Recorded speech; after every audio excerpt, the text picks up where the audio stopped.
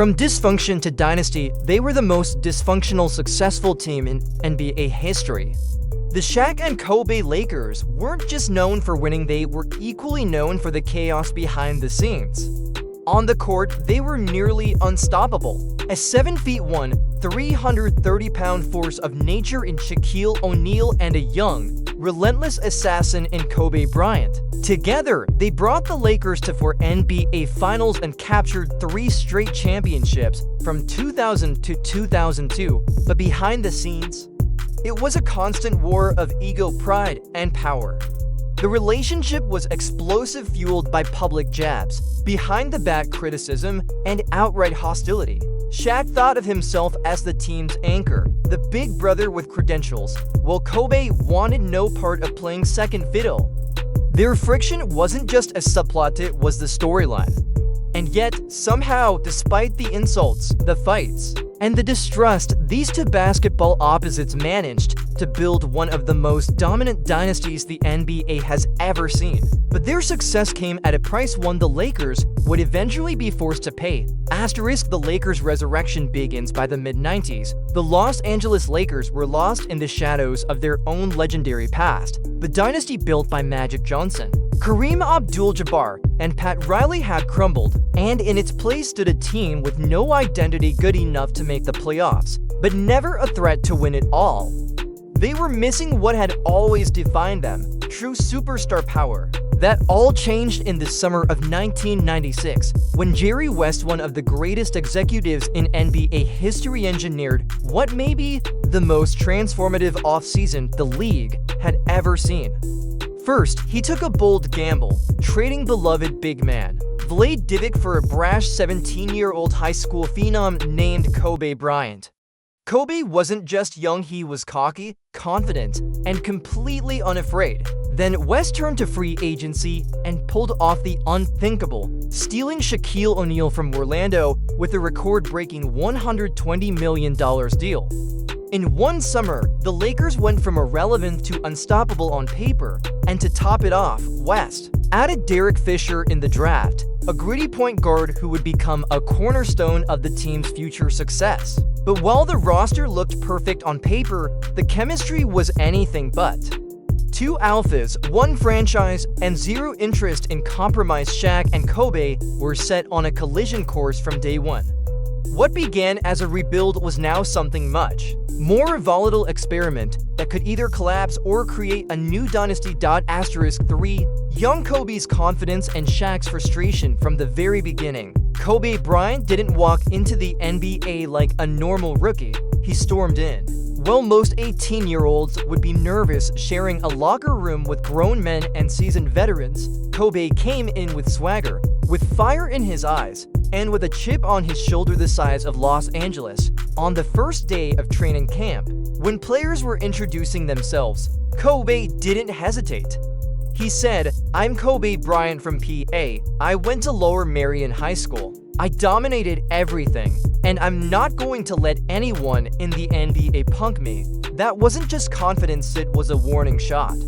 But Kobe's bravado didn't sit well with everyone, especially Shaquille O'Neal, the new face of the franchise. Shaq quickly gave him a nickname, Showboat, mocking Kobe's flashy style and ball-hogging tendencies. The issue wasn't just Kobe's confidence, it was his refusal to defer. He was fearless, but reckless. He refused to pass, often dribbled into double teams, and forced impossible shots. That arrogance isolated him from teammates and frustrated his coaches. He didn't socialize, didn't bond, and made it clear he was there for one reason: to dominate. After one game, when Shaq complained that Kobe never passed, Kobe coldly replied, "Get it off the rebound if I miss, bro." That single sentence summed up their dynamic. Kobe didn't care who Shaq was. He wasn't bowing to anybody. This wasn't just about basketball anymore. It was about two stars fighting for the same throne in the same kingdom. 4. Early playoff disappointment and Shaq's support. The 1997 playoffs were the first real test of Shaq and Kobe's potential. The Lakers had finished strong despite Shaq missing 31 games and Kobe coming off the bench for most of the season.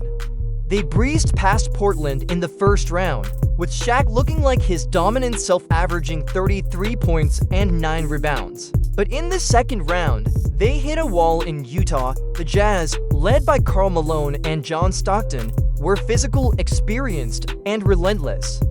They exposed Shaq's weakness in defending the pick and roll and limited his dominance inside. Utah took a 3-1 series lead, but in Game 5, with the season on the line, the moment everyone had been waiting for arrived, and it came with a disaster. With 2 minutes left, Shaq fouled out. Suddenly, all eyes were on the teenage rookie Kobe Bryant, the kid who never backed down, the kid who always wanted the ball. And when the pressure hit, Kobe did what only Kobe would do. He shot. But not once, not twice, for straight times in clutch moments. And each time, the result was the same: air ball. One after another, the shots weren't just misses, they didn't touch the rim. The game slipped away and the Lakers were eliminated. His teammates were furious. They felt betrayed. But one man stood tall: Shaquille O'Neal. He didn't berate Kobe. He didn't mock him. Instead, he embraced him, hugged him, and whispered words Kobe would never forget. One day, they're going to fear you. In these moments, in a sea of critics, Shaq was the lone voice of support.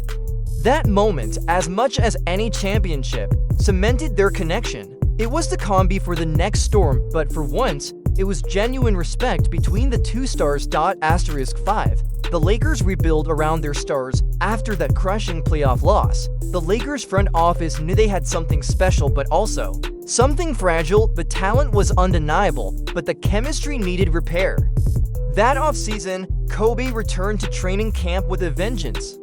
He added 10 pounds of pure muscle and began sharpening his already ferocious skill set. The Lakers also made key roster changes to support their young core. They brought in veterans like Rick Fox and Robert Horry, players who had size, experience, and championship IQ. Things started promising. The team won 11 straight games to open the season. But then came another obstacle. Shaq went down with an abdominal injury, missing 20 games. In his absence, Kobe took the stage, and his breakout moment came against none other than his idol Michael Jordan. Still coming off the bench, Kobe fearlessly went bucket for bucket with the GOAT, scoring 33 to Jordan's 36. He didn't blink. The message was clear: this kid wasn't just good, he was next. When Shaq returned, the Lakers regained momentum and headed into the All-Star break strong. Kobe, despite being a bench player, was voted into the All-Star game by fans, becoming the youngest starter in NBA history. He averaged 15 points that season and finished second in the Sixth Man of the Year voting. Shaq continued to dominate, with 28 points and 11 rebounds per game. The Lakers finished with 61 wins and steamrolled through the early playoff rounds. But the deeper they went, the cracks reappeared. Against Utah in the conference finals, Stockton and Malone picked them apart. Kobe struggled, Van Exel couldn't hit shots, and Shaq, despite averaging 32, couldn't do it alone.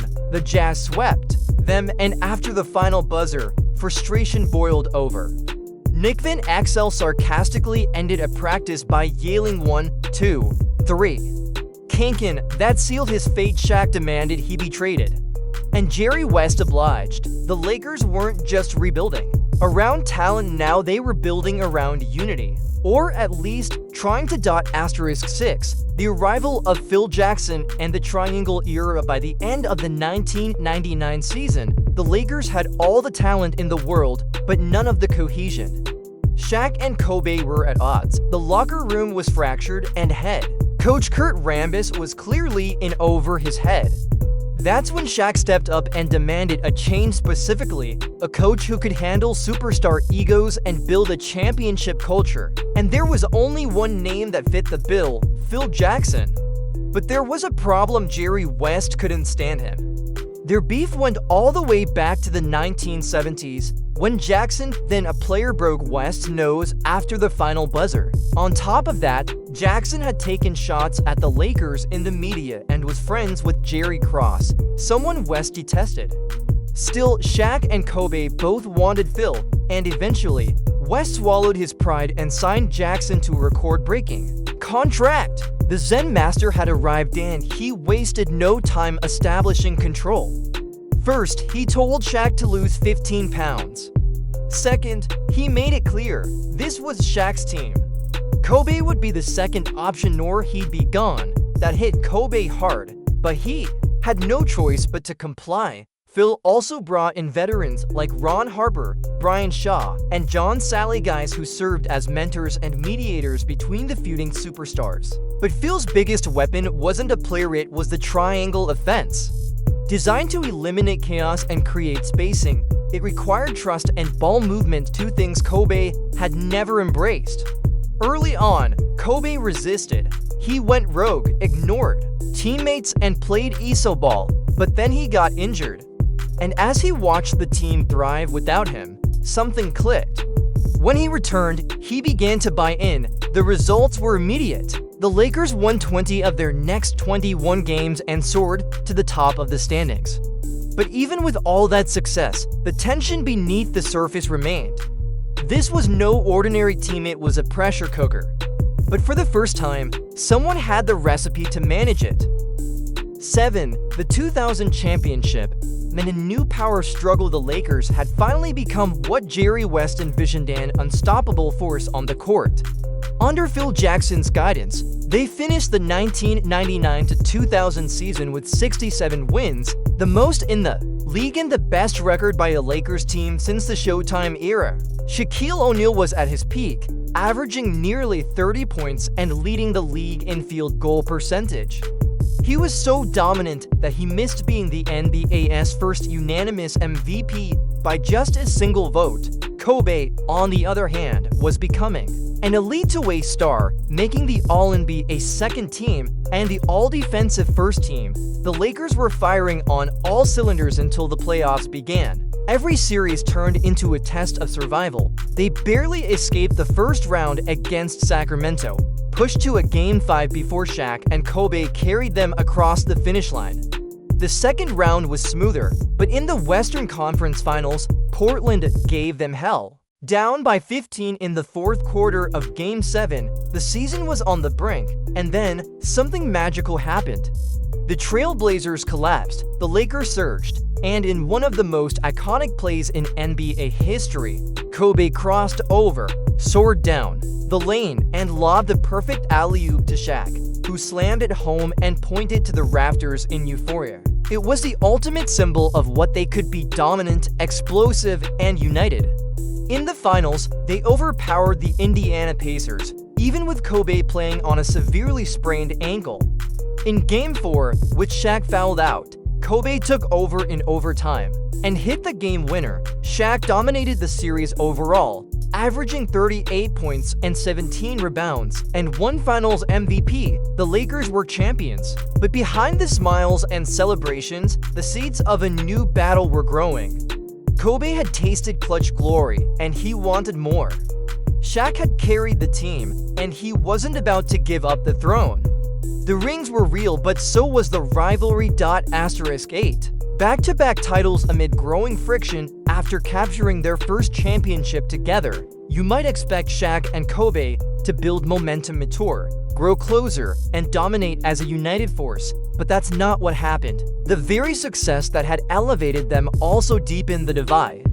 Shaq spent the off-season basking in glory, partying, gaining weight, and arriving at camp out of shape. Kobe, he went the other way. He hit the gym harder than ever, obsessed with refining his game. That's when the power struggle began to shift. Kobe's scoring skyrocketed, his footwork became elite, and his competitive fire was unmatched. And as his profile grew, so did the tension. Shaq was still the most dominant force in the game, but he started resenting Kobe's rise. Meanwhile, Kobe was frustrated with Shaq's lack of conditioning and effort. Despite all this, the Lakers rolled through the 2001 regular season and entered the playoffs as clear title favorites. And in that postseason, they put together one of the most dominant runs in NBA history, going 15-1. In the finals, they dispatched Allen Iverson and the Philadelphia 76ers in 5 games. Despite a legendary Game 1 performance by Iverson, Shaq, averaged 30 points and 15 rebounds throughout the playoffs. Kobe averaged 29 and proved once again he could shine in the clutch. But even as they celebrated a second title, their war of words escalated. Shaq mocked Kobe for not passing. Kobe criticized Shaq's work ethic. The press loved it. Every comment was a headline, every practice a tabloid story, and yet through it all, they kept winning. The dysfunction was now part of their identity. The tension didn't break them, it pushed them to greatness. But the fuse was burning shorter with every game. The final season together implodes. By the 2003-04 season, the Shaq and Kobe rivalry had gone from uncomfortable to downright toxic. And yet, in a last-ditch effort to win another title, the Lakers assembled the NBA's first super team, adding Hall of Famers Karl Malone and Gary Payton to a roster already loaded with championship experience. On paper, it looked like a guarantee for throwing, but off the court, it was an emotional minefield. Just 1 week before the team came together, Kobe Bryant was charged with sexual assault in Colorado. The media frenzy was relentless. Kobe was flying back and forth from courtrooms to arenas, while the world dissected his personal life. And instead of uniting the team, the scandal widened the fracture. Kobe and Shaq began attacking each other publicly, with Kobe accusing Shaq of laziness, poor leadership, and even referencing alleged hush money Shaq paid to women in past affairs. Shaq was furious and allegedly threatened to kill Kobe. Teammates took sides. Practices were tense, the locker room was divided. And Phil Jackson, already exhausted by the drama, had to manage a time bomb that was ticking louder every day. Despite it all, the sheer talent of the roster carried the Lakers to the finals. But by the time they got there, they were unraveling. The Detroit Pistons, a team of hard-nosed defenders with no superstars, dismantled the Lakers in 5 games. Malone was injured, Payton was ineffective. Kobe played hero ball and shot poorly, and Shaq, though still dominant, couldn't carry the burden alone. After the Game 5 loss, Kobe sat in the locker room and said, "What everyone suspected, I ain't playing with that mother asterisk asterisk asterisk asterisk asterisk asterisk again." The message was clear. The greatest duo in modern NBA history had reached its breaking point. One had to go. And when Jerry Buss chose Kobe over Shaq, it marked the end of an era, one of brilliance, bitterness, and basketball domination. Asterisk 10.